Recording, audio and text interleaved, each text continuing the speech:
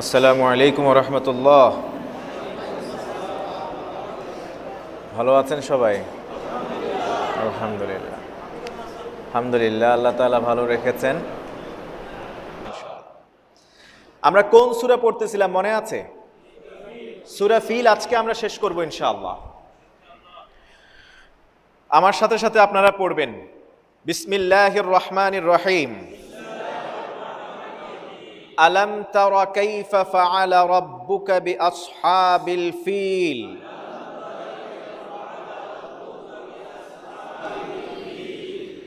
আলম ইয়াজআল কাইদাহুম ফি তাদলিল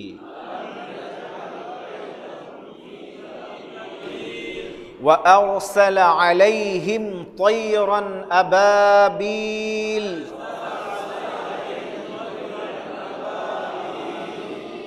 তারমিহিম বিহিজারাতিম মিন Sejjil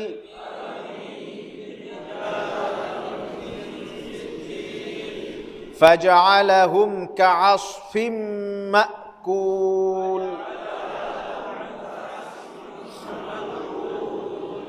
সূরা feel, এই সূরাতে 5টি আয়াত আছে। মক্কি জীবনে আল্লাহ রসুলের মাক্কি জীবনে এটা নাজিল হয়। মাক্কি জীবনের শুরুর দিকে নাজিল হয় সূরা ফিল। কারণ আপনারা ইতোমধ্যেই জেনেছেন, মুফাসসিরিনে কেরাম বলছেন হস্তি বাহিনীর এই ঘটনা সংঘটিত হওয়ার কেউ বলছেন 50 দিন, কেউ বলছেন 45 দিন, সর্বোচ্চ কেউ বলছেন 55 দিন পরে বিশ্ব নবী সাল্লাল্লাহু আলাইহি ওয়াসাল্লামের জন্ম হয়। অতএব আল্লাহ রসুল সাল্লাল্লাহু আলাইহি ওয়াসাল্লামের জন্মের আগেকার ঘটনা। আল্লাহ রসুল সাল্লাল্লাহু আলাইহি ওয়াসাল্লামকে আল্লাহ তাআলা 40 বছর হওয়ার পরপরই নবুয়তের শুরুর দিকে তিনি জানিয়ে দিয়েছেন। সূরা ফিলে কয়টি আয়াত নাজিল হয়েছে? কোথায়? মক্কায় নাজিল হয়েছে। এই সূরার বিশেষ তেমন কোনো পড়ার কোনো বৈশিষ্ট্য নাই। যেমন আয়াতুল কুরসি পড়লে যেই বৈশিষ্ট্য আছে, সূরা ইখলাস পড়লে আলাদা সওয়াব আছে, এইরকম সূরা হাশরের 3 আয়াত পড়া যেমন আলাদা বৈশিষ্ট্য আছে, সূরা ফিলের তেমন কোনো বৈশিষ্ট্য বিভিন্ন গ্রন্থে ওয়েবসাইটগুলিতে দেখা যায় যে সূরা ফিল পড়ার 100 বার পড়লে কি হয়, আল্লাহ তাআলা রাত্রে নিরাপদে রাখবেন, পরের দিন ভালো থাকবেন, এগুলি সব ভুয়া এবং জাল। সূরা ফিলের তেলাওয়াতের আলাদা কোনো গুরুত্ব নাই, বৈশিষ্ট্য নাই। কতটুকু আছে, কোরআন তেলাওয়াত করলে যেই সওয়াব হবে, যে ফায়দা হবে ততটুকুই, আলাদা কোনো মর্তবা নেই। তবে এই সূরা ফিল আল্লাহ রাসূল সাল্লাল্লাহু আলাইহি ওয়াসাল্লাম কখনো কখনো ফজরের সালাতে পড়তেন। এটা হাদিস, সহিহ হাদিস থেকে প্রমাণিত। কোন সালাতে পড়তেন? আচ্ছা, এই যে আমরা একবার পড়লাম সূরা ফিল, পড়তে কত সময় গিয়েছে? 1 মিনিট। তা 5টা আয়াত পড়তে কয় মিনিট? নামাজে 1 মিনিট সময়। আপনি যদি কারিদের মতো টান দিয়ে, আপনারা তো জানেন সালাতে হদর পড়া, প্রত্যেকটা আয়াত থেমে থেমে পড়া, আস্তে আস্তে ধীরে ধীরে স্পষ্ট উচ্চারণে ধীরে ধীরে তেলাওয়াত করা, এটা মুস্তাহাব। তেলাওয়াত কয়েক ধরনের আছে। একটা হলো কারি সাহেবরা এক টান মারেন, দীর্ঘ টান, এটা নামাজের তেলাওয়াত না। কথা বুঝবেন? খুব বড় কারি তিনি যে বাহিরে তেলাওয়াত করেন, ওই তেলাওয়াত নামাজে তেলাওয়াত নয়। নামাজের তেলাওয়াত স্পষ্ট করে পড়বে, শব্দ ভেঙে ভেঙে পড়বে, প্রত্যেকটা শব্দ আলাদা আলাদা বোঝা যাবে এবং তিনি মর্মার্থ বুঝে বুঝে তেলাওয়াত করবেন। এই জন্য জান্নাতের আয়াত আসলে আল্লাহ রাসূল সাল্লাল্লাহু আলাইহি ওয়াসাল্লাম আনন্দ চিত্তে তিনি পড়তেন। জাহান্নামের আয়াত আসলে তিনি কেঁদে দিতেন, কারণ তিনি অর্থ বুঝতেন। এই যে আমরা সূরা ফিলের আজকে অর্থ জানবো, প্রতিটা শব্দের অর্থ জানবো, প্রতিটা আয়াতের অর্থ জানবো। আমরা এরপরে যখন এই সূরা ফিল নামাজে পড়তে যাব, তখন বুঝে বুঝে আপনি যখন আলাম তারা কাইফা ফাআলা রাব্বুকা বিআসহাবিল ফিল এতটুকু পড়বেন নামাজে, তখন আপনার ওই আয়াতের অর্থের দিকে মনোনিবেশ করবেন। শয়তান তখন ধারে কাছে আসতে পারবে? শয়তান আপনার নামাজ ভুলাই দিতে পারবে? আপনাকে ওয়াসওয়াসা দিতে পারবে? পারবে না। কয় রাকাত পড়ছেন ভুলাই দিতে পারবে? পারবে না। আমাদের নামাজে ম্যাক্সিমাম টাইম খুশু খুদু কেন আসে না? নামাজে যা পড়ি তার অর্থই বুঝি না। এর কারণে মুখস্থ আছে, পড়তেই থাকি, কিন্তু হৃদয় দিয়ে সেটাকে পড়ি না। বিধায় নামাজে মনও থাকে না আমাদের। ওমর ইবনুল খাত্তাব রাদিয়াল্লাহু তাআলা আনহু কোনো এক সফরে ছিলেন। সফরে তিনি ফজরের সালাতে আলাম তারা জামাতের ইমামতি করতে গিয়ে আলাম তারা সূরাটা পড়েছেন। সাহাবীদের একটা অভ্যাস ছিল, ব্যতিক্রম কোনো কিছু দেখলেই জিজ্ঞাসা করে বসতেন বিনয়ের সাথে, ইয়া রাসূলুল্লাহ, ইয়া হাবিবাল্লাহ, এটা এমন কেন হলো? আল্লাহ রাসূল সাল্লাল্লাহু আলাইহি ওয়াসাল্লামের ইন্তেকালের পরেও সাহাবীদের কোনো সাহাবী খুলাফায়ে রাশিদিনের আমলে যদি ব্যতিক্রম কিছু দেখতেন, তখন তারা প্রশ্ন করে বসতেন। ওমর ইবনুল খাত্তাব রাদিয়াল্লাহু তাআলা আনহু কোনো এক সফরে অন্য সঙ্গী সাথীদেরকে নিয়ে ফজরের ইমামতি করছিলেন। তখন আলাম তারা কাইফা ফাআলা রাব্বুকা বিআসহাবিল ফিল, এই সূরাটা পড়লেন ফজরের সালাতে। সালাত শেষ করার পর সাহাবীগণ জিজ্ঞেস করলেন, খলিফাতুল মুসলিমিন, আলাম তারা কাইফা ফাআলা, এটা আপনি পড়েছেন, এটা তো হার হামেশা আমলে আমরা দেখি না, কিন্তু ফজরের সালাতে তো একটু দীর্ঘ তেলাওয়াত করা উত্তম, এটা আমরা জানি। ওমর ইবনুল খাত্তাব রাদিয়াল্লাহু তাআলা তিনি জবাবে বললেন, আমি আল্লাহ রাসূল সাল্লাল্লাহু আলাইহি ওয়াসাল্লামের সাথে কোনো এক সফরে ছিলাম, সেই সফরে আল্লাহর রাসূল ফজরের সালাতে আলাম তারা সূরা ফিল পড়েছেন। সুবহানাল্লাহ। তারা আল্লাহ রাসূলকে অক্ষরে অক্ষরে মানতেন। সফরে গিয়েছিলেন আল্লাহ রাসূল, সেখানে আলাম তারা পড়েছেন ফজরে। তাই ওমর ইবনুল খাত্তাব তার আশা জাগলো যে আমিও তো এখন সফরে আছি, সফরে থাকা অবস্থায় বিশ্বনবীর ওই সুন্নাহটার উপর আমল করি। অতএব আলাম তারা মসজিদে সবসময় হার হামেশা মুকিম থাকা অবস্থায় পড়া ফজরের সালাতে পড়ার কেরাত না, এটা কোথাকার? সফরের। যদি কারো জরুরত থাকে তাড়াতাড়ি সালাত পড়া, সালাতকে সংক্ষেপ করা দরকার হয়, ফজরে ওই সময় পড়বে। আবার আমরা তো একটু বেশি বুঝি, আজকের এই খুতবা শোনার পরে হয়তো বা আগামীকাল ফজর থেকেই হুজুর যদি একটু লম্বা সূরা নেয়, কয়েকজন হুজুরে ধরে বসবে, অ্যাটাক করে বসবে। খতিব সাহেব হুজুর বলছে ফজরে আলাম তারা পড়া, এটা আল্লাহ রাসূল পড়ছেন, ওমর পড়ছেন, আপনি এত লম্বা সূরা নেন কেন? এটা হলো exception is not example always, এটা সবসময় উদাহরণ হতে পারে না। এটা হলো সফরের এবং জরুরতের সময় আলাদা একটা সূরা ফিল, এর ফজিলতের কথা আমরা জানি। আল্লাহ রাসূল সাল্লাল্লাহু আলাইহি ওয়াসাল্লাম এটা করতেন, এই আমলটা করতেন। তা আমরা একটু অর্থের দিকে যাই। আলাম তারা কাইফা ফাআলা রাব্বুকা বিআসহাবিল ফিল। আলাম তারা, এখানে হামজা ইস্তেফামিয়া, ইনকারিয়া ওয়া তাকরিরিয়া। এটা হামজা মানে প্রশ্ন করছে, ইন্টারোগেটিভ সেন্টেন্স। আলাম তারা, আপনি কি দেখেন নাই? রাইয়ুন মানে হচ্ছে দেখা। আলাম তারা, আপনি কি দেখেন নাই? নিশ্চয়ই কোনো একজনকে জিজ্ঞেস করছেন, কে? আল্লাহ। আপনি কি দেখেন নাই, এটা হলো তাকরিরি, মানে দেখেছেন, আপনি জানেন, আপনি দেখেছেন। এইরকম প্রশ্নটা হলো, একজনের ভাত খাইছে, কেন ভাত খাও নাই? ভাত খাও নাই, তার মানে সে তো খেয়ে আসছে, তাকে লাঞ্চের বিরতি দেওয়া হলো, লাঞ্চ শেষে আসলো, মুখটা একটু মলিন দেখা গেল, তারপরে তাকে বসে জিজ্ঞেস, লাঞ্চ করো নাই? আসলে তো সে করে আসছে। তার মানে হলো এই কোশ্চেনটা দিয়ে বুঝালাম, এটাকে স্বীকৃতি দিচ্ছি, তুমি তো লাঞ্চ করছো, এরপরও তোমার চেহারার এই অবস্থা কেন? ফর এন এক্সাম্পল, আল্লাহ তাআলা ঠিক এমনই ভাবে জিজ্ঞেস করছেন। কাকে জিজ্ঞেস করছেন? নবী মুহাম্মদুর রাসূলুল্লাহ। আলাম তারা, আপনি কি দেখেন নাই হে নবী? কাইফা, কিভাবে, ফাআলা করেছেন, রাব্বুকা হ্যান্ডেল করেছেন আপনার রব, আপনি কি দেখেন নাই হে নবী কিভাবে আপনার রব আচরণ করেছেন বিআসহাবিল ফিল, হস্তি বাহিনীর সাথে।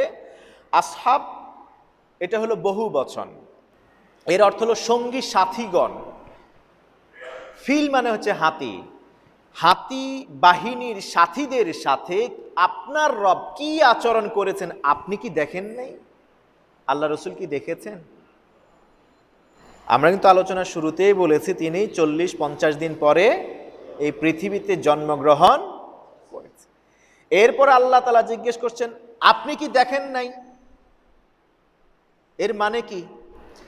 আমরা অনেক সময় যেটা সবার কাছে ছড়িয়ে যায়, আপনি দেখেন নাই, কিন্তু মক্কায় কি আপনারা গিয়েছেন কয়জন আমি জানি না, সবাই কাবাঘর স্বচক্ষে দেখেন নাই। কাবাঘর একটা জিনিস আছে, একটা ঘর আছে, এটা কি কারো কাছে অজানা আছে? এটা মনে হয় যেন দেখার মতোই, জানার মতোই। একটা ব্যাখ্যা ওলামায়ে কেরাম এটা করেছেন, যে ওই সময় হস্তি বাহিনীর ঘটনা সবার কাছে এমনভাবে ছড়িয়ে ছিটে পড়েছে, বিশেষ করে পারস্য এবং রোমে, কায়সার এবং কিসরা, এই বাদশাহ ওই সময় তারা নাস্তিক ছিল, মূর্তি পূজক ছিল, খ্রিস্টান ছিল।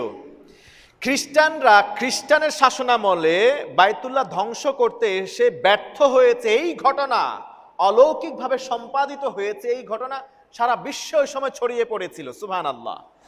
সবাই অবাক হয়ে গিয়েছিল এবং সবাই বিশ্বাস করতে বাধ্য হয়েছিল শেষ জামানায় কোনো নবী যদি আসে তাহলে মক্কাতেই আসবে। সুবহানাল্লাহ, অন্য কোনো দেশে নয়। মক্কার এই ঘরকে আল্লাহ তাআলা নিরাপত্তা দিয়েছেন কারো সাহায্য ছাড়াই। ওই সময় সবার কাছে এটা পৌঁছে গেছে এই সংবাদ, বিধায় সবার কাছে সর্বজন বিদিত সংবাদ ছিল এটা, যে এইরকম একটা ঘটনা ঘটেছে। অতএব আল আয়ানু লা ইয়াহতাজু ইলাল বায়ান, আরবিতে একটা উসুল আছে, প্রবাদ আছে, যে যেটা প্রসিদ্ধ প্রকাশিত এটার বর্ণনার কোনো দরকার নাই। আছে কি না? বর্ণনার কোনো দরকার নাই। কাবা ঘরের ব্যাখ্যার কারো কাছে দিতে হয় না। ঠিক তেমনি ভাবে আল্লাহ তাআলা নবীজি সাল্লাল্লাহু আলাইহি ওয়াসাল্লামকে জিজ্ঞেস করছেন, হে রাসূল, আপনি তো ছিলেন না ওই সময়, এটা তো সবার মুখে মুখে সবারই জানা, আপনি কি জানেন না, আপনি কি দেখেন নাই আপনার প্রতিপালক হস্তি বাহিনীর সাথে কি আচরণ করেছে? এটা হলো একটা ব্যাখ্যা। আর একটা ব্যাখ্যা হলো আল্লাহ রাসূল সাল্লাল্লাহু আলাইহি ওয়াসাল্লাম শুধুমাত্র দৈহিকভাবে 570 কিংবা মিশরের মাহমুদ পাশা গাণিতিক সূত্রের মাধ্যমে তিনি প্রমাণ করেছিলেন আল্লাহ রসুল 9 রবিউল আউয়াল 571 খ্রিস্টাব্দে তিনি এই পৃথিবীতে জন্মগ্রহণ করেছিলেন। মিশরের মাহমুদ পাশা তিনি হিসাব কষে দেখিয়েছিলেন, প্রমাণ দিয়েছিলেন যে আল্লাহ রসুল 9 রবিউল আউয়াল 571 খ্রিস্টাব্দে এই পৃথিবীতে জন্মগ্রহণ করেছেন। তা আল্লাহ রসুলের জন্ম যদিও দৈহিকভাবে কত খ্রিস্টাব্দে, 570 কিংবা 71 খ্রিস্টাব্দে, কিন্তু আল্লাহ রসুল তো এর পূর্বেও নবী ছিলেন, ঠিক কিনা? আল্লাহ রসুল এর আগে নবী ছিলেন না? এর আগে নবী ছিলেন। তিনি নিজেই বললেন, আদম যখন মাটি আর পানিতে তখনও আমি, কুনতু নাবিয়্যান ওয়া আদমু বাইনাল মাই ওয়াত তিন, আমি তো তখনও নবী। হাদিস সহিহ, যখন আদম মাটি এবং পানির ভিতরে তখনও আমি নবী। সুবহানাল্লাহ। কারণ আল্লাহ রসুলকে আল্লাহ তাআলা রাহমাতুল লিল আলামিন পাঠাইছেন সমগ্র বিশ্ব জগৎবাসীর জন্য। অতএব আল্লাহ রসুল ওই সময় দৈহিকভাবে পৃথিবী না থাকলেও তিনি আত্মিকভাবে আল্লাহ তাআলা তাকে আগেই সৃষ্টি করে রেখেছিলেন এবং তাকে রহমত হিসেবে আল্লাহ তাআলা এই পৃথিবীতে পাঠিয়েছেন বলেই আল্লাহ তাআলা তাকে জিজ্ঞেস করছেন যে আপনি কি দেখেন নাই? তার মানে আপনার তো এক্সিস্টেন্স ছিল, যদিও আপনি মানুষের চোখে আপনি অদৃশ্য ছিলেন। সুবহানাল্লাহ। এর কয়েকটি প্রমাণ অনেকেই বলেন আল্লাহ রাসূল সাল্লাল্লাহু আলাইহি ওয়াসাল্লাম কিন্তু মাখতুন অবস্থায় পৃথিবীতে জন্মগ্রহণ করেছিলেন। মাখতুন মানে কি? খতনা করা অবস্থায়। আর কেউ কি আছে খতনা করা অবস্থায় পৃথিবীতে আগমন করেছেন? আল্লাহ রাসূল সাল্লাল্লাহু আলাইহি ওয়াসাল্লাম খতনা করা অবস্থায় পৃথিবীতে তিনি জন্মগ্রহণ করেছেন। সুবহানাল্লাহ। এই জন্য এই মুফাসসিরে কেরাম তারা দাবি করছেন আল্লাহ রসুল খতনা করা অবস্থা। আচ্ছা, একজন মানুষ জন্মের আগে তার খতনা হতে পারে? কথা বলবেন। এটাও তার একটা প্রমাণ যে আল্লাহ রসুল সাল্লাল্লাহু আলাইহি ওয়াসাল্লামের এক্সিস্টেন্স আগে থেকেই ছিল। সুবহানাল্লাহ।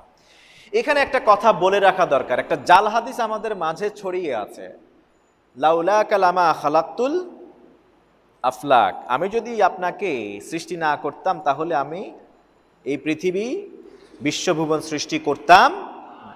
এটা একটা জাল হাদিস, এটা কোনো হাদিস নয়, এটা বানানো কথা, প্রবাদ, মানুষের কথা।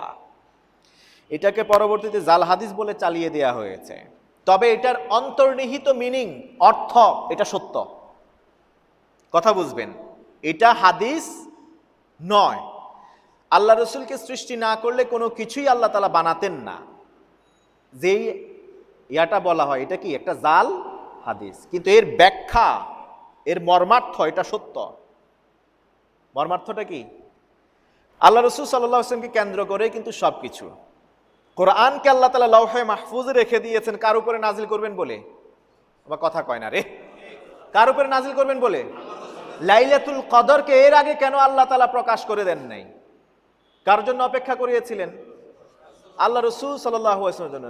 এই জন্য 1000 মাসের চেয়েও উত্তম হয়ে গেল একটা রজনীর মর্যাদা। কোরআন নাজিল করলেন আল্লাহ তাআলা বিশ্ব নবীর জন্য রেখে দিলেন, অন্য বহু নবী তো পাঠালেন, তাদেরকে দেন নাই। তার মানে আল্লাহ রসুলকে কেন্দ্র করে কিন্তু সবকিছুই। মর্মার্থ সঠিক, কিন্তু যেই হাদিসটা আমরা সমাজে ছড়িয়ে দিয়েছি এটা হাদিস নয়, এটা হলো জাল হাদিস, মানুষের কথা। তাহলে আলাম তারা কাইফা ফাআলা রাব্বুকা বিআসহাবিল ফিল, হে নবী হে আপনি কি দেখেন নাই আপনার প্রতিপালক, সুবহানাল্লাহ, আল্লাহ তাআলা নবীকে আল্লাহ তাআলার সাথে সম্পৃক্ত করে দিয়েছেন কিভাবে দেখেন, রাব্বুকা আপনার প্রতিপালক। দেখছেন কি সম্মানের বিষয় এটা, আল্লাহ তাআলা নিজে বলছেন আপনার প্রতিপালক। আপনার প্রতিপালক কে? আপনার প্রতিপালক, অন্য কারো প্রতিপালকের কথা বলেন না এখানে, আপনার প্রতিপালক। নবী হে আপনি কি দেখেন নাই আপনার প্রতিপালক, আল্লাহ নিজেই দাবি করছেন নবীজি সসমের প্রতিপালক কে? কত মাকবুল বান্দা ছিলেন আল্লাহ রাসূল সাল্লাল্লাহু আলাইহি ওয়াসাল্লাম, সুবহানাল্লাহ। আলাম ইয়াজআল কাইদাহুম ফি তাদলিল, আলাম ইয়াজআল, আবার একই কোশ্চেন আল্লাহ আবার রিপিটেডলি প্রশ্ন করছেন, আলাম ইয়াজআল কাইদাহুম, তিনি কি করে দেন নাই, জাআলা ইয়াজআলু মানে করে দেয়া, আলাম ইয়াজআল তিনি কি করে দেন নাই, কাইদাহুম তাদের ষড়যন্ত্র চক্রান্ত, কাদের? আব্রাহা বাহিনীর। ষড়যন্ত্র করেছিল কি? কথা বলবেন। ঘর ধ্বংস করা, হত্যা, ঘরকে ভেঙে ফেলা, এটাই ছিল। এবং এই কাবা ঘরে যারা জিয়ারত করতে আসতো সবাইকে কোথায় নিয়ে যাবে? সানাতে। সানা কোথায়? ইয়ামেন। ওখানে যেটা বানাইছিল ওটার নাম কি? গির্জা তো কানিসা বলা হয়, ওটার একটা নাম আছে কুল্লাইস। ওটার নাম কি? নাম দিয়েছিল কুল্লাইস, মনে থাকবে? ওই যে কাবার সাথে মিল রেখে কাছাকাছি নাম রেখেছিল কি? কুল্লাইস। অর্থাৎ গির্জা তো আমরা চিনি, খ্রিস্টানদের উপাসনালয়কে কি বলা হয়? গির্জা বলা হয়। সে যেটা তৈরি করেছিল কাবা ঘরের এগেইনস্টে, সেটাকে বলা হয়েছিল, নামকরণ করা হয়েছিল কুল্লাইস নামে। তার ষড়যন্ত্র ছিল কাবা ঘরকে ভেঙে দিলে এখানে তো আর কেউ যাবে না, তাহলে সবচেয়ে বড় পর্যটনের নগরী হয়ে যাবে ইয়েমেনের সানা। সেখানে গেলে মানুষ এই বিশাল রমরমা অবস্থা দেখার জন্য যাবে। বরিশালে অনেকে যায়, পাগলা মসজিদে অনেকে যায়, তারা মসজিদে অনেকে যায়, যায় না? এরকম কি জন্য যায়? এগুলো দর্শনীয় স্থান, দেখার জন্য যায় মানুষ, ঠিক কিনা? এই জন্য আব্রাহাতুল আশরাম সে ষড়যন্ত্র করেছিল, কাবা যদি ভেঙে দেই তাহলে সবাই আর বলাও লাগবে না, এমনিতেই সবাই পর্যটনের জন্য ওখানে যাবে, দর্শনের জন্য। আল্লাহ বলছেন আলাম ইয়াজআল কাইদাহুম, তারা যে ষড়যন্ত্র করেছিল তাদের ষড়যন্ত্র কি করে দেন নাই ফি তাদলিল। এই তাদলিল শব্দটার সাথে আমরা সবাই পরিচিত। দলালা, দলালা মানে কি? পথভ্রষ্ট, তাই না? ভ্রষ্ট, রাইট ট্র্যাক থেকে স্ট্রে করা, অন্যদিকে চলে যাওয়া, ভুল পথে চলে যাওয়া। অর্থাৎ তারা যেই ট্র্যাকের মধ্যে চেয়েছিল ষড়যন্ত্র করার জন্য, সেটাকে কি করে দিয়েছেন আল্লাহ তাআলা? শেষ করে দিয়েছেন। এই জন্য বাংলায় অনুবাদ করা হয়েছে আলাম ইয়াজআল কাইদাহুম ফি তাদলিল, তিনি কি তাদের ষড়যন্ত্রকে নস্যাৎ করে দেন নাই, তাদের ষড়যন্ত্রকে ভুলণ্ঠিত করে দেন নাই, তাদের ষড়যন্ত্রকে শেষ করে দেন নাই, ধ্বংস করে দেন নাই। ওয়া আরসালা আলাইহিম তায়রান আবাবিল, ওয়াও যদি আমরা আতফান নেই, আতফ হিসেবে নেই, তাহলে আবার আল্লাহ তাআলা কোশ্চেন করছেন, আল্লাহ তাআলা কি তাদের উপরে ঝাঁকে ঝাঁকে পাখি পাঠান নাই? এটা হলো একটা অর্থ। যদি ওয়াওকে আগের সাথে কনজাংক্ট করে দেই তাহলে এটার সাথে ওইটা মিলে আবার প্রশ্ন করছেন আল্লাহ। আর যদি আলাদা সেন্টেন্স ধরি, সিম্পল সেন্টেন্স ধরি, তাহলে আল্লাহ তাআলা বলছেন ওয়া আরসালা আলাইহিম তায়রান আবাবিল। তাহলে ষড়যন্ত্র নষ্ট করে দিয়েছেন কিভাবে, নস্যাৎ করছেন কিভাবে? আরসালা আলাইহিম, তিনি প্রেরণ করেছেন, আলাইহিম কাদের উপরে? হস্তি বাহিনীর উপরে। আলা আসহাবিল ফিল, হস্তি বাহিনীর উপরে কি পাঠালেন? তায়রান, জীবন্ত পাখি। সুবহানাল্লাহ বলেন। তায়রুন মানে কি? এই পাখি আল্লাহ তাআলার এমন এক সৃষ্টি, নবীদের নবুয়ত, নবীদের মুজিজা প্রমাণ করবার জন্য আল্লাহ তাআলা অনেক সময় এই পাখিকে আল্লাহ তাআলা ইস্তেমাল করেছেন, ব্যবহার করেছেন। অনেক নবী তারা যে অনেক সময় তারা যে নবী, তারা যে সত্যের উপর আছেন, তাদের যে ক্ষমতা আছে এটা প্রমাণ করার জন্য আল্লাহ তাআলার কাছে তারা প্রস্তাব পেশ করেছিলেন। তা আল্লাহ তাআলা এরকম একাধিক নবীকে, কোন নবীকে বললেন যাও মাটি নাও, কাদা মাটি নাও, পাখির শেপ দাও, এরপর এগুলোতে ফু দাও, ফু দিলে কি হয়ে গেছে? পাখি হয়ে গেছে। পাখি হয়ে গেছে, ছেড়ে দিছে, উড়ে চলে গেছে। সুবহানাল্লাহ। পাখি ধরো, আরেক নবীকে বলেন পাখি ধরো, পাখি ধরে এদেরকে টুকরা টুকরা করে ফেলো, জীবন্ত টুকরা টুকরা করে ফেলো। প্রত্যেক পাহাড় আছে, পাহাড়ের মাথায় মাথায় নিয়ে এক একটা অংশকে রেখে দিয়ে আসো। সুবহানাল্লাহ। পাখিকে অমুক পাহাড়ে এক অংশ রাখো, মাথাটা রাখো ওই পাহাড়ে, ডানা রাখো ওই পাহাড়ে, তারপরে তার পরগুলি রাখো ওই পাহাড়ে, তার ঠ্যাং রাখো ওই পাহাড়ে রাখো, এরপরে গিয়ে পাখির নাম ধরে ডাক দাও। সুবহানাল্লাহ। ডাক দিছে, পাখিগুলি সেখান থেকে এসে জড়ো হয়ে আবার আগের মতো পাখি হয়ে উড়ে চলে আসছে। সেই পাখিকে আল্লাহ তাআলা তার ঘরকে রক্ষা করবার জন্য সৈন্য হিসেবে পাঠিয়েছেন। আল্লাহ তাআলার এত সৈন্য এই পৃথিবীতে আছে, আল্লাহ তাআলা সৃষ্টি করে দিয়েছেন, মানুষ সেটা জানে। এক সৈন্য পাঠিয়েছিলেন কয়দিন আগে? কি? করোনা। বাংলাদেশে এসে করোনা উল্টা কাবু হয়ে গেছে গা, ঠিক কিনা? আলহামদুলিল্লাহ, মাক্কাতুল মুকাররমা এখন আগের মতো সেই অবস্থা, এখন আর ফাঁকা হয়ে দাঁড়াতে হয় না। এখন ওই আগের মতো 2.5 বছর আগে যেভাবে ইমাম সাহেব দাঁড়িয়ে আমরা যেরকম বলি সাউ ইস্তাউ ওয়া'তাদিলু তারাসু আকিমু সুফুফাকুম আকিমুস সাফফাল আউয়াল ফাল আউয়াল, এই কথাগুলি আমরা এখানে বলি না? এখনো আবার আগের মতো এই কথাগুলি বলা হয়। সুবহানাল্লাহ। কাবা ঘরের দিকে তাকালে দেখা যেত, আহারে নিষিদ্ধ ছিল, হাজরে আসওয়াদ ধরা যাবে না, হাজরে আসওয়াদ ধরা যাবে না। খুব স্বাভাবিক, হাজরে আসওয়াদ ধরা, চুম্বন দেয়, এটা মুস্তাহাব, দূর থেকে ইস্তেলাম করলেই হয়, দূর থেকে চুম্বন করলেই হয়, কাছে যাওয়া দরকার নাই। কিন্তু আশেক মাশুকের একটা বিষয় আছে, ঠিক কিনা? আল্লাহ রসুল যেই জায়গায় স্পষ্টত যেখানে তার ঠোঁট লাগিয়েছিলেন, কয়টা জায়গা আমরা জানি যে এই জায়গায় স্পেসিফিক তিনি ঠোঁট লাগাইছেন? কয় জায়গায় জানি? জানি না।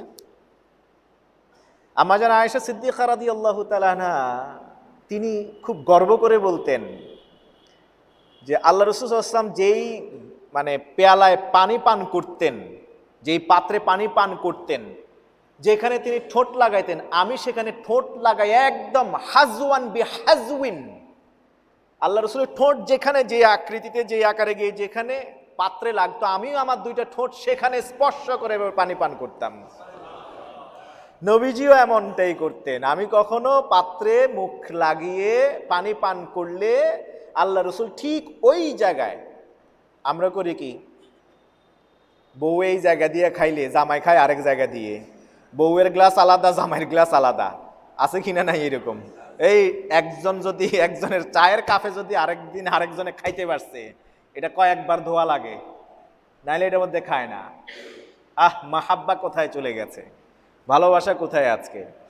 দেখেন, আম্মাজান গর্ব করে বলতেন যে আল্লাহ রসুলও এমনটাই করতেন, আমার দিকে তাকায় থাকতেন, আমি কোন জায়গায় মুখ দিয়ে ঠোঁট লাগিয়ে পান করেছি, আল্লাহ রসুল সাল্লাল্লাহু আলাইহি ওয়াসাল্লাম সেখান থেকে খেতেন, ওখানে মুখ লাগিয়ে খেতেন। আরে নবীজির শ্লেষা, স্পিট, মুখের থুথু, লালা, এটা তো আলাদা প্রতিষেধক হিসেবে কাজ করত। ময়লা পানি পরিষ্কার হয়ে যেত, চোখ উঠা থাকলে, চোখে সমস্যা থাকলে চোখ ভালো হয়ে যেত। সুবহানাল্লাহ। আলী রাদিয়াল্লাহু তাআলা আনহু চোখ উঠেছে, যুদ্ধের দায়িত্ব দিবেন, পতাকা দিবেন আগামীকাল, লা আতিয়ান্না হাযিহি রাইয়াতা গাদান রাজুলান, আগামীকাল আমি অমুককে, অমুকের হাতে পতাকাটা দেব, সে যুদ্ধ করবে, তার হাতে বিজয় হবে। সুবহানাল্লাহ। সবাই তো খুবই খুশি, সকালবেলা সবাই এসে হাজির, কার হাতে আল্লাহ রসুল পতাকা দেয় তুলে, সে বিজয়ী সেনানী হবে, আল্লাহ রসুল আগে ঘোষণা দিয়েছেন। তো এই ক্রেডিট কি নেতারা নিতে রাজি না, ইচ্ছুক না? সকালবেলায় আর কেউ ঘুমায় না, কার হাতে দিবে? সারা রাত, কয়েকজন সাহাবী বলতেছে সারা রাত আমি ঘুমাই নাই, সকালবেলায় না জানি আল্লাহ তাআলা দেরি হয়ে যায় ঘুম থেকে উঠতে, আগে ভাগে যাই হাজিরা দেব, আল্লাহ রসুল আমার হাতে পতাকা দিবেন এবং ইতিহাসে আমি বিজয়ী সেনা হিসেবে আমার নাম লেখা থাকবে। সবাই এসে মসজিদে নববী ভরপুর, আল্লাহ রসুল তাকায় চারদিকে, কই গেল, কই গেল, আইনা আলী? এরপরে বললেন যে আলী কই? যারা মনে মনে আশা করতেছিল যে আমার হাতে দিবে, এরা তো আরো খুশি। যাক, প্রথম অপশন বাদ। কারণ কি? আলীর চোখ উঠছে, এত কষ্ট পাইতেছেন তিনি, শোয়া থেকে উঠে মসজিদে নববীতে আসতে পারেন নাই। আপনার কি মনে হয় আল্লাহ রসুল কোনো একটা ঘোষণা দিবেন আর কোনো সাহাবী বাসায় শুয়ে থাকবেন? ইয়া সালাম, জীবন শেষ করে দিবে, বাজি রাখবে। জাফর রাদিয়াল্লাহু তাআলা আনহু নিজের বউর সাথে একবার শুধু চোখের দিকে তাকায় দেখছেন। বউটা যাওয়ার সময় বলতেছে, আমার প্রাণের স্বামী, অন্তত আপনার চেহারাটা একবার দেখে নেই, জান্নাতে গিয়ে যেন আপনাকে খুঁজে বের করে নিতে পারি যে আপনি আমার স্বামী ছিলেন। কি জন্য আল্লাহ রসুল যুদ্ধের জন্য ডাক দিয়েছেন? বহু বছর পরে বিয়ে করেছেন, বিয়ের রাতে তিনি দৌড় দিয়েছেন। সুবহানাল্লাহ। শহীদ হয়ে গেলেন, যুদ্ধের ময়দানে শহীদ হয়ে গেলেন। স্ত্রী দৌড়ায় আল্লাহ রসুলের কাছে এসে বলেন, ইয়া রাসূলুল্লাহ, লজ্জা লাগতেছে একটা কথা বলতে, অন্ধকার ছিল ঘর, আমার স্বামী আমার সাথে রাতে খুব বেশি একটা পারিবারিক সম্পর্ক হয় নাই, কিন্তু আমার স্বামীর গোসল ফরজ হয়ে গেছে, ইয়া রাসূলুল্লাহ, আপনি কি আমার স্বামীকে গোসল করানো ছাড়া কি আপনি কবর দিবেন, দাফন করবেন? শহীদদের কি গোসল দেয়া হয়? সুবহানাল্লাহ। আল্লাহ রাসূল সাল্লাল্লাহু আলাইহি ওয়াসাল্লাম বলেন, তার তো গোসল হয়ে গেছে। গোসল দিছে কে? গাসিলুল মালায়েকা বলা হয়, ফেরেশতারা তার গোসল দিছেন। তা আপনার কি মনে হয় আলী রাদিয়াল্লাহু তাআলা আনহু, আল্লাহ রাসূল ঘোষণা দিলেন, এরপরে তিনি বাসায় অজুহাত ধরে তারপরে তিনি আসেন নাই, বাসায় শুয়ে আছেন এরকম? তাহলে কতটা অসুস্থ ছিলেন তিনি, আসতে পারেন নাই। সবাই তো মহা খুশি, আসে নাই, যাক, প্রথম অপশন গেছে, দ্বিতীয় অপশন আমার নামটা না জানিয়ে আসে। আল্লাহ রসুল বললেন, যাও এখনই আলীকে ডেকে পাঠাও। আসতে পারে না, দুইজনের পাঠাইছেন, ধরে নিয়ে আসো। ধরে নিয়ে আসছে। আসার পরে আল্লাহ রসুল সাল্লাল্লাহু আলাইহি ওয়াসাল্লামের সামনে আসছে। আল্লাহ রসুল সাল্লাল্লাহু আলাইহি ওয়াসাল্লাম দেখছেন উনি তো তাকাইতে পারেন না, দাঁড়াইতে পারতেছেন না, দুইজন শক্ত করে ধরে রাখছেন। আল্লাহ রসুল মুখের থেকে লালা বের করে দিয়ে আলী রাদিয়াল্লাহু আনহুর চোখে ঘষে দিলেন।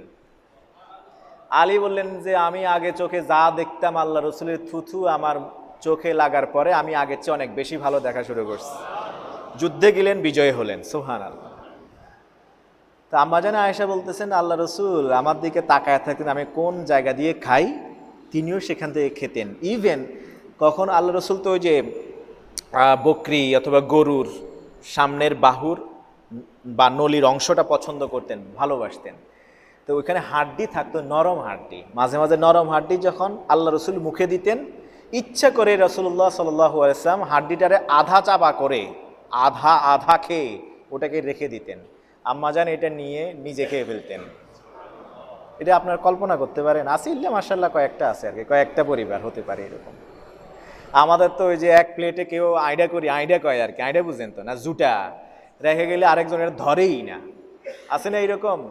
আরে বাপরে, জামাই খাইছে এখান দিয়ে, এই প্লেটে কি আর খাওয়ান যায়? আবার আম্মাজান বলছে, আমি মাঝে মাঝে এরকম আল্লাহ রসুলকে পরীক্ষা করতাম, আমি তো উনারটা খাই, উনি আমারটা খায় কিনা।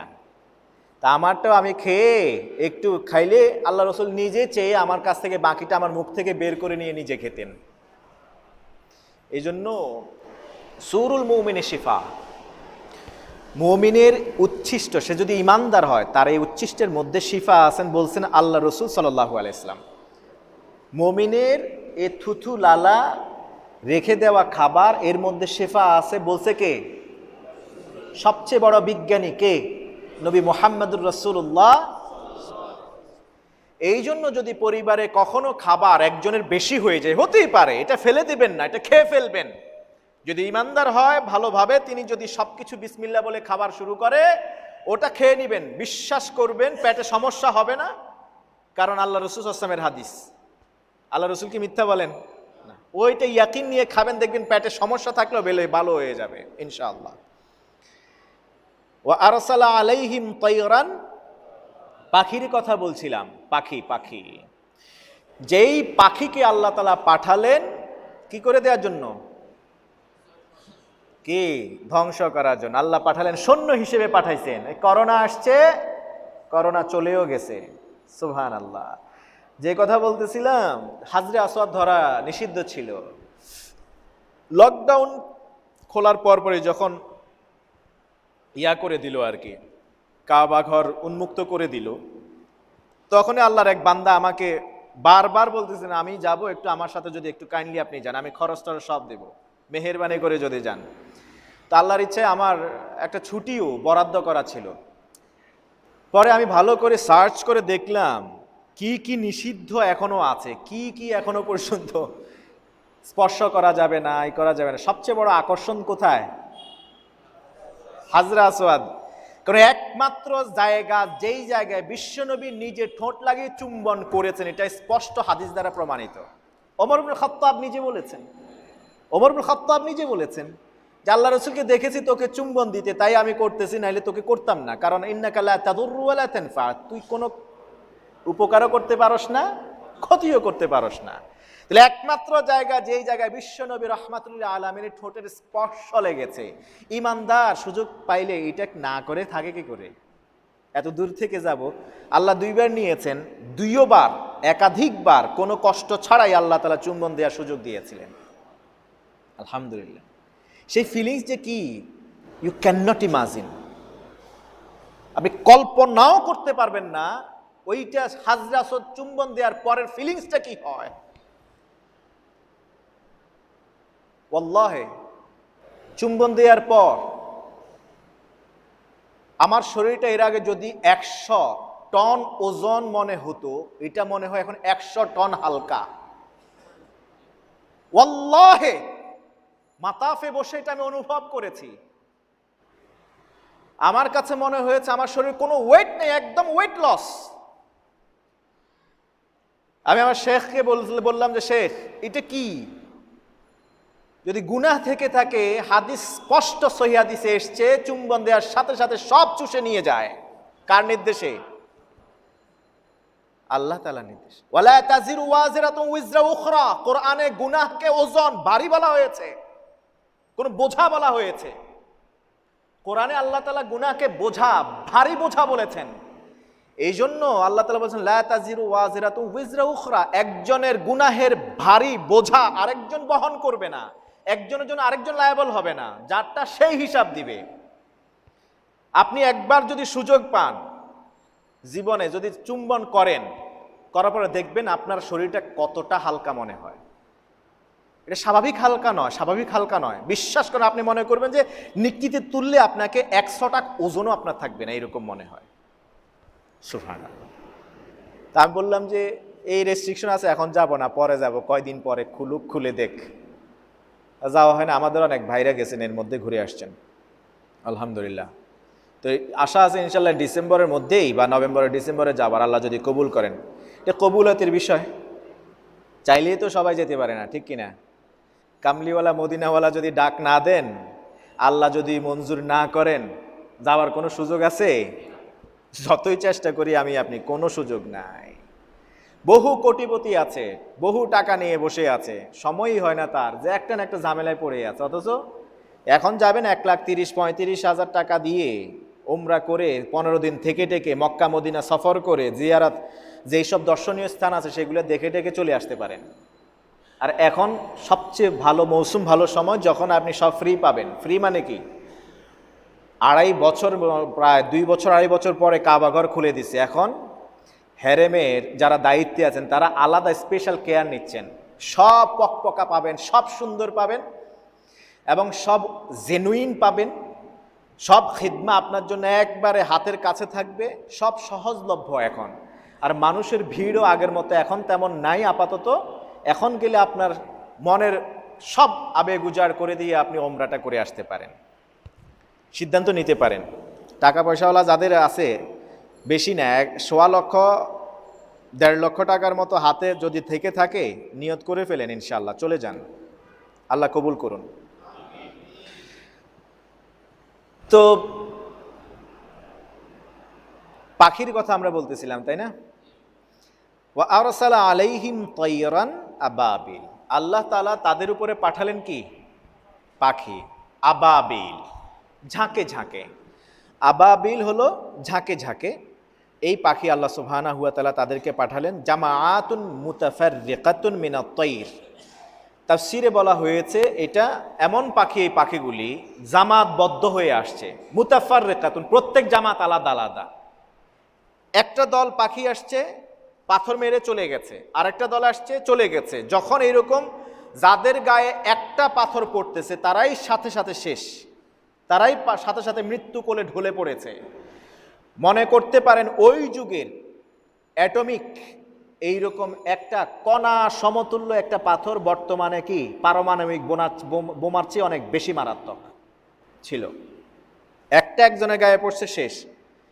এবার যখন দেখতেছে যারাই সামনে আগাইতেছে তাদেরকেই পাখি এসে ঝাঁকে ঝাঁকে পাখি এসে আবার দূর থেকে দেখছে পরের দল প্রস্তুত আসতেছে, পালানোর জন্য চেষ্টা করছে। এখন যখন পালাইতে শুরু করলো, পিছনের যেগুলো আছে হুমড়ি খেয়ে যখন হন্তদন্ত হয়ে দৌড়াচ্ছে, ইভেন হাতিগুলি সহ, কোনো তাফসির এসছে 9টা, কোনো তাফসির এসছে 13টা, হাতিগুলি সহ যখন পালাচ্ছিল তখন পায়ের নিচে পড়েও বহু মারা গেছে। আচ্ছা, তাইলে পাখি এসছে দলবদ্ধ হয়ে ঝাঁকে ঝাঁকে। কয়টা করে পাথর নিয়ে এসছিল? 3টা করে পাথর নিক্ষেপ করেছে ওখান থেকে। তারমিহিম, রমিউন, এটা হলো এক জায়গা থেকে কি আরেক জায়গায় মারা। তারমি মানে হলে ছেড়ে দেয়া না, তীর, তীর শব্দের ক্ষেত্রে তীর যখন নিক্ষেপ করে এটার মধ্যে রমিউন শব্দটা ব্যবহার হয়। তারমি হিম মানে পাথর নিক্ষেপ করেছে। পাখির যতটুক ক্ষমতা ছিল, অনেক তাফসিরে আমি দেখেছি এখানে একটু ব্যতিক্রম ব্যাখ্যা করেছে। তারা বলছে পাখির গায়ে তো শক্তি নাই, পাখি গিয়ে তার কাজ হচ্ছে কি ছেড়ে দিছে। না, এখানে রমিউন শব্দের মৌলিক অর্থ হলো কোনো কিছুকে সবেগে সর্বোচ্চ সাধ্য মতো তার ক্ষমতা যতটুকু, একটা তীর ছোট একটা বাচ্চা ছাড়লে তার ক্ষমতা যদ্দূর তদ্দূর মারবে, জোরে মারবে, আর বড় অ্যাডাল্ট একজন ইয়াং এনার্জেটিক একজন মারলে সেটা আরো শক্তি হিসেবে যাবে, অনেক দূর যাবে। এটা রমিউন, অর্থাৎ পাথরগুলি পাখিগুলি নিক্ষেপ করেছিল। সুবহানাল্লাহ। আর আল্লাহ কি এরকম মনে হয় যে এমন পাখি পাঠাচ্ছে তার গায়ে কোনো শক্তি নাই? এরকম মনে হয় নাকি? না না না, আল্লাহর যোদ্ধারা যদিও ঠ্যাং ভাঙ্গা হোক না কেন, মাগার সে বিজয় নিয়েই আসবে, ঠিক কিনা? জয় নিয়েই আসবে। নমরুদের কথা তো মনে আছে, তাফসিরে ইবনে কাসির সহ কিছু গ্রন্থে আসছে যে কি বলা হয়, মশাটার কি ল্যাংড়া ছিল, ঠ্যাং একটা ভাঙা ছিল। তো ভাঙা ঠ্যাং দিয়ে কি সে কি পরাজয় হয়ে আসে না? অথচ ল্যাংড়া খুদ আগে এক সময় দেখবেন মানুষকে জানে মেরে ফেলতো না। খ্রিস্টানরা করতো কি, মুসলমানদেরকে ধরে ধরে যুবকদের আঙ্গুল কেটে দিত, হাতের বুড়ো আঙ্গুল কেটে দিত, মাঝখানে আঙ্গুলটা কেটে দিত। কি জন্য বলেন তো? মারতো না। যুদ্ধবন্দীদেরকে এমনটা করতো কেন? যুদ্ধবন্দীদেরকে যখন যুদ্ধে বন্দী করতে পারলো, তাদের কারাগারে নিয়ে প্রথম কাজ ছিল এটা, মানুষটা মেরে ফেলবে না। কারণ এটা দিয়ে তারা হয়তো মুক্তিপণ আদায় করতে পারবে, অথবা কোনো স্বার্থ সিদ্ধি করতে পারবে, টাকা পয়সা নিতে পারবে, ক্ষমতা খর্ব করতে পারবে মুসলমানদের। এদিকে মেরে ফেলতো না, জীবিত রাখতো। জীবিত রেখে কি করতো? আঙ্গুল কেটে দিত। আঙ্গুল কেটে দিলে কি হতো? তীর মারতে পারতো না, তরবারি ধরতে পারবে না, কিছুই করতে পারবে না, সে যুদ্ধই করতে পারবে না, যুদ্ধের জন্য অকেজ। কথা বোঝা গেছে? তো যেই কি বলা হয় মশাকে পাঠালো, ওটার কি নাই? যুদ্ধে যাইতে হলে এই জন্য শরীর মাথা থেকে পা পর্যন্ত কি হইতো, এই যে মিলিটারি নেয়, আমাদের আর্ম ফোর্সদেরকে নেয়, বক্ষ এত হইতে হবে, লম্বা এত হইতে হবে, সব চেক করে নেয় না? যাই হোক, পাখিগুলি যারা ব্যাখ্যা করেছেন যে তাদের গায়ে শক্তি ছিল না, না, আল্লাহ তাআলা যতটুকু তাদের জন্য শক্তি দরকার ততটুকু শক্তি দিয়ে তাদেরকে পাঠিয়েছেন এবং তাদের সাধ্য মতো সর্বোচ্চ ক্ষমতা ব্যয় করে পাথর নিক্ষেপ করেছেন। তার মিহিম বিহিজারা, পাথর নিক্ষেপ করেছেন। মিন সিজ্জিল, সিজ্জিল শব্দটা এমন একটা শব্দ, সিজ্জিল শব্দটা এর মধ্যে দুইটা অর্থ লুকিয়ে আছে। একটা হলো পাথর, আর একটা হলো কাদা, অর্থাৎ মাটি থেকে তৈরিকৃত কাদা। এটা শুকাইলে কি হয়? শক্ত হয়। এমন মাঝে মাঝে দেখবেন যে কিছু মাটি আছে বালি মাটি, কিছু মাটি আছে আঠালো মাটি, এত শক্ত এটা হাতুড়ি দিয়ে বাড়ি দিলেও ভাঙতে চায় না, ঠিক কিনা? ঠিক এমনই এই পাথরগুলি কাদা মাটি দিয়ে তৈরি, কিন্তু এগুলি এত শক্ত, পাথরের চেয়ে বেশি শক্ত ছিল, সুবহানাল্লাহ। এইটাকে বলা হয় সিজ্জিল। এক শব্দে আল্লাহ তাআলা পুরো ব্যাখ্যা নিয়ে আসলেন। তাহলে কাদামাটি দিয়ে তৈরি পাথর নিক্ষেপ করেছিল কারা? এই পাখিগুলি। নিক্ষেপ করার পরে কি হয়েছে এরপরে বাকিটা তো আপনারা জানেন। ফাজআলাহুম কাআসফিম মাকুল। ফাজআলাহুম, তাদেরকে করে দিলেন। কে করে দিলেন? পাখি করছেন কে? এটা বড় আকীদার একটা বিষয়, এটা বড় আকীদার বিষয়। পাখির কোনো ক্ষমতা নাই, ক্ষমতা কার? পাথরের কোনো ক্ষমতা নাই, ক্ষমতা কার? আল্লাহ তাআলার। ওই ছোট্ট পাখি আর ছোট্ট ছোট্ট ডালের কণার মতো গমের আকৃতির এই পাথর এই বিশাল দেহের মাহমুদ হাতির কি করতে পারে?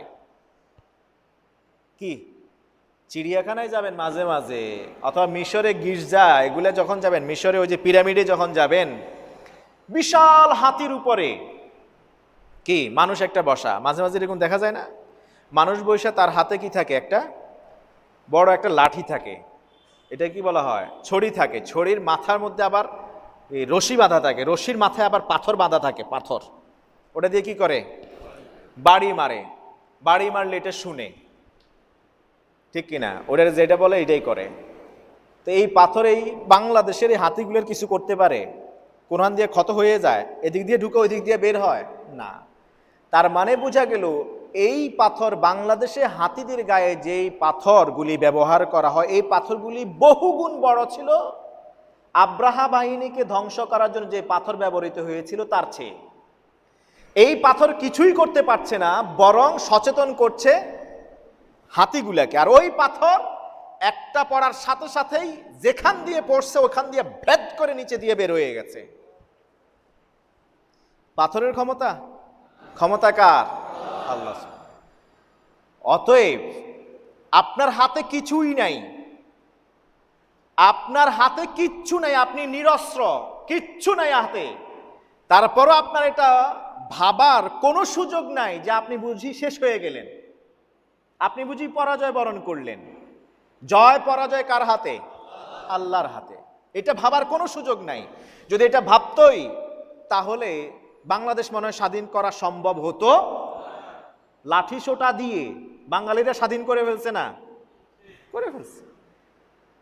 এরপরে আমেরিকার দিকে তাকান, লক্ষ কোটি ডলার ব্যয় করে আফগানিস্তানকে ধ্বংস করে দিতে চেয়েছিল। 20 বছর তারা ইনভেস্ট করেছে ওইখানে, কত কোটি কোটি ডলারের সম্পদ, মরণাস্ত্র, ক্ষেপণাস্ত্র এগুলো রেখে পরে পালাইতে বাধ্য হয়েছে, ঠিক কিনা? তাহলে এদের হাতে তো কিছুই ছিল না। আপনারা দেখেছেন নেটের কারণে ওরা কামান ছুড়ে আর এরা পাথর মারে এখান থেকে। কি মারে? ইট পাটকেল মারে এখান থেকে। বিজয় আসলে কার হাতে? কার্যকারণ সূত্র। অনেকে বলে যে একটার ফলাফলের জন্য পূর্বের কার্যকারণ সূত্র কাজে লাগে, আসলে এটা ভুল। সবসময় এটা কাজে লাগে না, কাজে খাটে না। হ্যাঁ, সবসময় কাজে আসে না। যদি আসতোই তাইলে বদরের যুদ্ধে মুসলমানরা পরাজয় বরণ করত, ঠিক কিনা? যদি কার্যকারণ সূত্র সব ফলাফলের জন্যই যদি দায়ী হতো তাহলে উহুদের যুদ্ধে মুসলমানরা বিজয় লাভ করত, ঠিক কিনা? উল্টো হয়েছে, উল্টো। ঠিক তেমনি ভাবে এখানে কোনো মানুষ নাই, কেউ বাধা দিতে আসে নাই। পাখিরা উপর থেকে পাথর মেরেছে এবং পাথরগুলি একেবারে ক্ষীণ, ছোট, কোনো ক্ষমতা ছিল না। বিজয় হয়েছে কার? আল্লাহ। অতএব আজকে একটা মেসেজ নিয়ে যাবেন এখান থেকে। মেসেজটা আমি আপনাদেরকে দিয়ে আমার আলোচনার রীতি টানবো। ধরেন আপনি এতক্ষণ পর্যন্ত যা শুনেছেন এতটুকু তো বুঝেছেন, বুঝছেন না? সূরা ফিলের মর্মার্থ তো বুঝা গেছে। ফাজআলাহুম কাআসফিম মাকুল, তাদেরকে কাআসফিন আল্লাহ করে দিয়েছেন। কেমন? কাআসফিন, ওই কি বলা হয় গাছের পাতার মতো, মাকুল যেটাকে খাওয়া হয়েছে। এমন পাতা যেই পাতাকে কেউ খেয়েছে, খাওয়ার পরে কি করে? বর্জ্য নিক্ষেপ করে। পায়খানা বের করার পরে, ভাত খাই আমরা, মাংস খাই আমরা, বোঝা যায় পিছনের দিকে তাকাইলে কি আছে না আছে। এটাকে বলা হয় কাআসফিম মাকুল। এমন করে ফেলছেন। কে করছেন এটা? আব্রাহা। বলেছিলাম মনে আছে, তখনও মরে নাই। আব্রাহা সানা গেছে, সানা ইয়ামেন পর্যন্ত পৌঁছে গেছে। আব্রাহাকে সবাই কি গার্ড দিয়ে, কিন্তু তার গায়েও কি পড়ছে? পাথর। বিশাল বিশাল হাতি সেখানেই শেষ, স্পট ডেড। কিন্তু আব্রাহা তার কিছুই হয় নাই, সে মরে নাই, সেখানে স্পট ডেথ হয় নাই। এটা কার ইশারা? আল্লাহ বুঝাতে চেয়েছেন, বিশ্ববাসীকে শিক্ষা দিতে চেয়েছেন। এখানে সব মেরে ফেললে তো সমস্যা সেখানেই হয়ে যেত। সানায় গেছে ইয়ামেন, এত আড়ম্বর সবকিছু নিয়ে, অস্ত্রশস্ত্র নিয়ে, ক্ষমতা নিয়ে গেছে কাবাগাঁও ধ্বংস করতে, কেউ বাধা দেয় নাই। পাখির মাইর খাইয়া তাদের নেতা আব্রাহা বাদশাহ, এত ক্ষমতাধর ব্যক্তি, ফিরে আসছে কোথায়? সানাতে। সবাই তাকায় দেখে তার শরীরের বিভিন্ন জায়গায় কি হয়ে আছে? ছিদ্র হয়ে আছে, ছিদ্র হয়ে আছে। আল্লাহু আকবার। আল্লাহ রূহ তখনও নেন নাই। এবং তার আঙ্গুলের জোড়াগুলি, তাফসিরে এসছে, তার আঙ্গুলের জোড়াগুলি ফাঁকা হয়ে গেছে, জোড়াগুলি সরে গেছে, জোড়াগুলি হাতের বাহুরে জোড়াগুলি, কবজির জোড়াগুলি খুলে গেছে, নড়বড়ে হয়ে গেছে। যখন সানায় গিয়ে পড়লো, তখন সেখানে গিয়ে হঠাৎ করে তার দেহ থেকে, তাফসীরকারগণ বলছেন, সবচেয়ে বেশি পাথর পড়েছিল আব্রাহার গায়ে। তারপরে সে তাৎক্ষণিক মরে নাই। মারেন নাই কে? শিক্ষার জন্য ফেরাউনকে রেখে দিয়েছেন না, শিক্ষার জন্য। ঠিক আব্রাহাকে, ইয়ামেনের মানুষকে শিক্ষা দেওয়ার জন্য তার তখনও রূহ নেন নাই। ইয়ামেনে পৌঁছতে দেরি, সানাতে গিয়ে তার গির্জার কাছে যেতে দেরি, কুল্লাইসে যেতে দেরি, তখনই তার বুকটা হঠাৎ করে ফেটে গেছে। ফেটে যাওয়ার পরে সেখান থেকে তার কলিজা সবকিছু বের হয়ে চলে আসছে। ওই সময় সে তাৎক্ষণিক মারা গেছে। তার মৃত্যু হয়েছিল এইভাবে। বিদ্রোহিতা শুরু করছিল কার বিরুদ্ধে? আল্লাহর বিরুদ্ধে। আল্লাহর বিরুদ্ধে, দ্বীনের বিরুদ্ধে, কোরআনের বিরুদ্ধে, আল্লাহর ঘরের বিরুদ্ধে ষড়যন্ত্র করে জীবনে কেউ কোনোদিন টিকে থাকতে পেরেছে? এখন পারবে? সেই আল্লাহ আছে কিনা? নাই। একটা মেসেজ সর্বশেষ দিয়ে বিদায় দিতে চাই। দেখুন, এই ঘরটাকে রক্ষা করার জন্য কেউ ছিল না। ছিলেন কে? ঘরের মালিক কে? মান লাহুল মাওলা ফালাহুল কুল। এটা মনে রাখবেন, আল্লাহ যার জন্য আছেন তার জন্য কুল কায়নাত তার খেদমতে আছে। যে আল্লাহর সাথী হতে পেরেছে, কি আল্লাহর সাথী যে হতে পেরেছে, সবকিছুই তার পায়ের নিচে থাকবে। আল্লাহকে বাদ দিয়ে ওভারটেক করে কখনো কেউ সফলতা বা বিজয় ছিনিয়ে আনতে পারে? আপনি যত চেষ্টা করেন না, ব্যর্থই হবেন, পারবেন না। কোরআনের আয়াত এটা আমরা প্রায় শুনি, ইন্নাল্লাহা মাআস সাবিরিন। এটা পারে না, মুখস্থ নাই, আমার মনে হয় একজনও নাই এখানে। খুব স্বাভাবিক মনে হয় আমাদের কাছে, না এই আয়াতটা? ইন্নাল্লাহা মাআস সাবিরিন। আমি অন্তর থেকে বিশ্বাস করি, অন্তর থেকে বিশ্বাস করি, আল্লাহ তাআলা যদি কোরআনে আর কোনো আয়াত নাজিল নাও করতেন, শুধুমাত্র হেদায়েতের উপর থাকার জন্য, দ্বীনকে পাওয়ার জন্য, আল্লাহকে পাওয়ার জন্য, জান্নাতে যাওয়ার জন্য, এই একটা আয়াতের অংশই যথেষ্ট। এরে ভাই, গারে সাওরে যখন আবু বকর সিদ্দিক রাদিয়াল্লাহু আনহু তাকায় দেখলেন, উপরে কাকে দেখা যায়?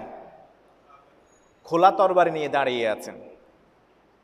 কি তখন কি বলছিলেন নবীজি সাল্লাল্লাহু আলাইহি ওয়াসাল্লাম? লা তাহজান ইন্নাল্লাহা, ওই যে আয়াত ইন্নাল্লাহা মাআস সাবিরিন, ধৈর্য ধরা। আবু বকর তখন বলতে পারতেন, ইয়া রাসূলুল্লাহ, আপনাকে তো আল্লাহ তাআলা সব ক্ষমতা দিয়েছেন। ওই সময় মক্কার সবচেয়ে বড় কুস্তিগিরকে 3 আছাড় দিয়ে মেরে ফেলছেন। মরে যায় নাই, বাচ্চা ছিল আর কি। 3 আছাড় দিয়েছেন, পরাজয় বরণ করেছিল সে, তার সাথে কেউ পারতো না। 3 আছাড় দিয়েছেন মুহূর্তের মধ্যে, এত শক্তি। আর আল্লাহ রসুলের দৈহিক শক্তি 100 যুবক আল্লাহ রসুলের সাথে পারতেন না। সুবহানাল্লাহ, এমন শক্তি ছিল। ওখানে আসছিল 2 জন না 3 জন দেখা যাইতেছিল, ঠিক কিনা? তো আবু বকর কি তার শক্তির ব্যাপারে জানতেন না? আল্লাহ রসুল শক্তির ব্যাপারে জানতেন না? ইভেন আল্লাহ তাআলা ঘোষণা দিয়েছেন, আল্লাহু ইয়াসিমুকা মিনান নাস, নবী হে, আল্লাহ তাআলা আপনাকে মানুষের অনিষ্ট থেকে হেফাজত করবেন। রাসূলুল্লাহর হেফাজতের দায়িত্ব কার হাতে? তা আল্লাহ ঘোষণা দিয়েছেন, আল্লাহ রসুল জানেন, আবু বকর জানেন। আবু বকর তো বলতে পারেন, ইয়া রাসূলুল্লাহ, আপনি বসে আছেন কেন? ওদের তরবারিটা ধরে চলেন না দুইজনে মনে সাইজ করে দেই, করছিলেন? আমরা আসলে বাঙালি জাতি খুব হয়রান, খুব অস্থির প্রকৃতির জাতি, অস্থির জাতি। আবু বকর কিন্তু ইন্ধন দেন নাই, ইয়া রাসূলুল্লাহ চলেন না সাইজ করে দেই। কারণ আবু বকর তো একটা ঈমান ছিল যে আল্লাহ রসুলের কাছে কেউ দাঁড়াইলে আল্লাহ রসুলের দিয়ে তো আল্লাহ তাআলা দিনকে পূর্ণতা দিবেনি, তাহলে তাকে কেউ মারতে পারবে না, আল্লাহ হেফাজত করবেন, তাহলে কেওয়াজ লাগাই দেই না। আমাদের আছে এইরকম একদল, দেখবেন খালি ইন্ধন দেয়, এই লাগাস না, তোর লোকে পারে নাকি, তোর সাথে হয় নাকি। এইটা না অস্থির হয় নাই, বরং আল্লাহ রসুল বললেন লা তাহজান ইন্নাল্লাহ, ধৈর্য ধরো। কোরআনে পড়ো না ইন্নাল্লাহ মাআস সাবিরিন, আল্লাহ ধৈর্যশীলদের সাথে আছে, ধৈর্য ধরো। ইন্নামা ইউওয়াফাস সাবিরুনা আজরাহুম বিগাইরি হিসাব, যারা ধৈর্য ধরে তাদেরকে আল্লাহ তাআলা বিনা হিসাবে প্রতিদান দেন। কে? আয়াতের অর্থের দিকে তাকান, ইন্নাল্লাহ মাআস, আল্লাহ কার সাথে আছেন? আবার বলেন, কার সাথে আছেন? নাকি যে অস্থির তার সাথে আছেন, যে উচ্ছৃঙ্খল তার সাথে আছেন, যে উগ্র তার সাথে আছেন, যে বম্বিং করে তার সাথে আছেন, যে খুন খারাপি করে তার সাথে আছেন, যে মানুষকে আঘাত করে তার সাথে আছেন? আল্লাহ আপনার সাথে আছেন, আপনার আর কিচ্ছু দরকার আছে? আল্লাহ বলছেন আলাইসাল্লাহু বিকাফিন আবদা, আল্লাহ নিজে বলতেছেন এর বান্দারা, আলাইসাল্লাহু বিকাফিন আবদা, আল্লাহ কি বান্দাকে রক্ষা করার জন্য, তাকে সাহায্য করার জন্য কি আল্লাহ যথেষ্ট নন? আল্লাহ নিজে বলছেন আল্লাহ কি বান্দাকে সাহায্য করার জন্য যথেষ্ট? তাহলে আমি বলছি আমি ধৈর্যশীলদের সাথে আছি, তোকে যতই উত্তক্ত করুক, তোকে যতই খেপিয়ে তুলুক না কেন, তুই অস্থির হবি না, তুই অস্থির হবি না, তুই ধৈর্যশীল হ, তোর সাথে আমি আছি। আর আমি যার সাথে আছি তার আর কোনো কিছু দরকার আছে? আর কোনো প্রতিদানের দরকারই নাই যদি আল্লাহ আমার সাথে থাকেন, ঠিক কিনা? আল্লাহ যদি আপনার সাথে থাকেন, আর পৃথিবীর কারো কোনো কিছুর কোনো দরকার আছে আপনার? তা আপনি চরম উত্তেজনার মুহূর্তে ওই সময় কেন আমি ধৈর্য ধরতে পারেন, কেন অস্থির হয়ে যায়? আল্লাহ তাআলা কাবার সাথে আছেন, বুঝবেন, এসেন্সটা বুঝবেন, এখানে মেসেজটা বুঝবেন। আল্লাহ কার সাথে আছেন? ধৈর্যশীলদের সাথে আছেন। কাবার সাথে থাকার কারণে কাবার মালিক কে? আল্লাহ। অতএব কাবার ক্ষতি কি আব্রাহা বাহিনী করতে পারছে?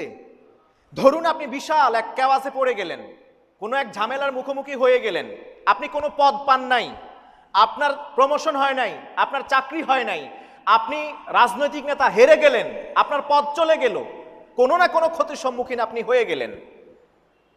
ওই সময় কেউ আপনাকে অ্যাটাক করতে আসছে, আপনি কি অস্থির হয়ে যাবেন? অস্থির হবেন? বিশ্বাস করেন, অস্থির হলেন, উল্টা কোনো কিছু করতে গেলেন, মুহূর্তের মধ্যে আল্লাহ তাআলা তার রহমত নিয়ে চলে যান। আল্লাহ তাআলা আর ওইখানে দয়া নাজিল করেন না। ওই সময় কি করতে হবে? ধৈর্যশীল হইতে হবে। সাহায্য আসবে কার থেকে?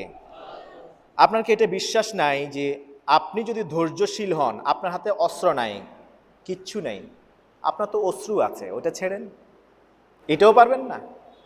কারো অস্ত্র আছে, আপনার অশ্রু আছে, আপনার হাত ফাঁকা, কিচ্ছু নাই, অশ্রু দিছেন কে? অশ্রুটা একবার ছেড়ে দেন না, ধৈর্য ধরে আপনি মেনে নেন, আপনি মেনে নেন। কারণ আপনি মেনে নিলে আল্লাহ বলছেন আমি তোর সাথে আছি।